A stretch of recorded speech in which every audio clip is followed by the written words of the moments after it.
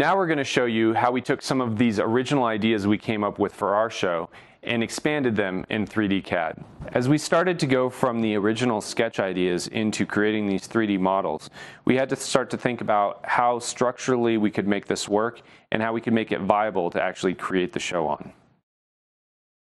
In this first diagram, you'll see that we took the idea of trying to have a circle and kind of having everything come from that specific origin. One of the big things that we're trying to take into consideration is to keep all the different elements as close to the audience as possible. In order to do this, we have to have multiple different levels so that sight lines don't become a problem. In this initial idea of creating these different levels, all based off this central circle, you can kind of see how it breaks out into the space. Also, in looking at these different ideas, we started to take into consideration the idea of how we would work in aerial pick points so that we could fly our aerial apparatuses. As we were approaching the design for this specific layout, we were thinking about creating a central area that we could use for dance and aerial, and then also have different elements of the band come and have a more central focus. When some of the dance elements take place during the show, the thought was that we would have different band stations that would kind of be around the central area of the stage. That way, everything is close to the audience and that it kind of encompasses all and they all work together. For this next drawing that you guys will see, this was some of the initial ideas of some of the dance sculptures that we were started to look into. We wanted something that was visually big, that had multiple layers to it. This next drawing that you'll see is some initial design ideas for a dance sculpture that we were looking at.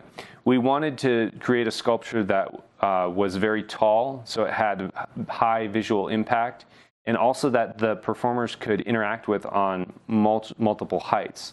So you could have some performers on the ground, some performers on a higher level, hanging off, doing different moves together on different visual planes.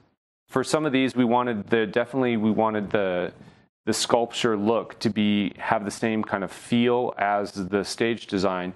You'll see that we worked in some curved elements within the structure so that it could relate back to our circular idea. There's also some more geometric shapes that would also create contrast. So as the audience views it, it is very distinct and has a high visual impact. In designing this sculpture, we wanted to make sure it had clean lines and had a very modern feel.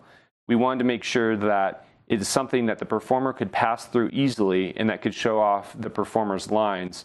So in keeping the elements of this structure pretty small in diameter so that it had presence, but it didn't take over visually.